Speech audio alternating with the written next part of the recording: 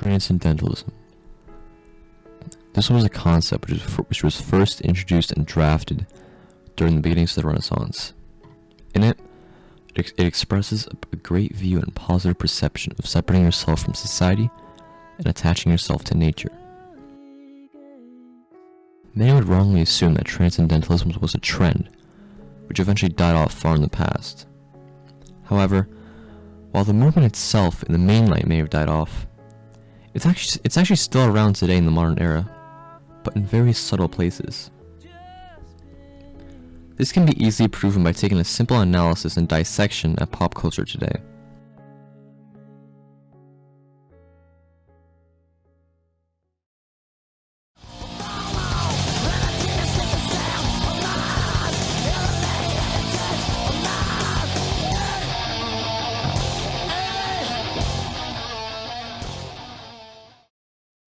The virtue in most requests is conformity.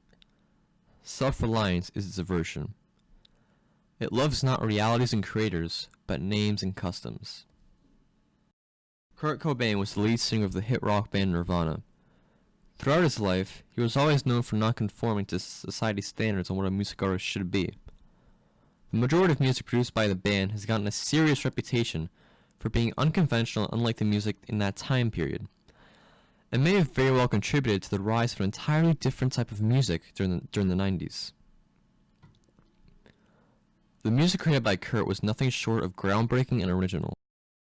From the impeccable songwriting, to the amazing musicianship, all the way to the way Kurt actually sang and created carried the band throughout his life.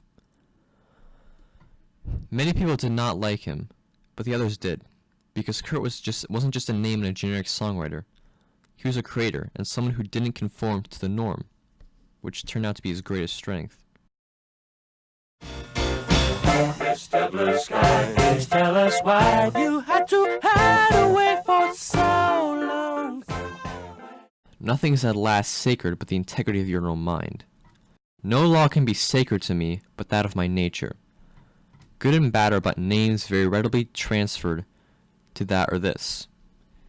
The only right is what is after my constitution. The only wrong is what is against it. Something which would represent this quote flawlessly and as effectively as possible would be the Joker 2019. In the movie, it shows a broken man who is practically neglected and stomped on from society ever since day one. No matter how hard he tried to help society, he could never seem to do so without being punished in return. The interview scene, for example, with the radio host or talk show host John Murray, this quote is demonstrated very well. When the Joker admits to being responsible for the death of 3 men, everyone is outraged. However, throughout his entire life, nobody seemed to care about the Joker, and likely would have never cared if he died in the same way that those men did. This can further be emphasized by his quote. Oh, why is everybody so upset about these guys? If it was me dying on the sidewalk, you'd walk right over me. I pass you every day and you don't notice me. But these guys, what, because Thomas Wayne cried about them on TV? You have a problem with Thomas Wayne.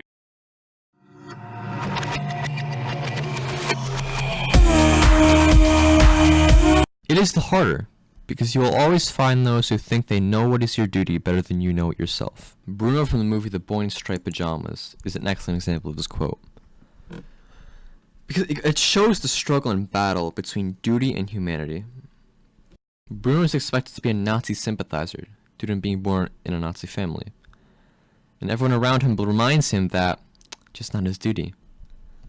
However, Bruno knows his duty better because he believes a Jew should be equal, something everyone else does not believe in, because, quite simply, they claim to know his responsibilities better than he ever will.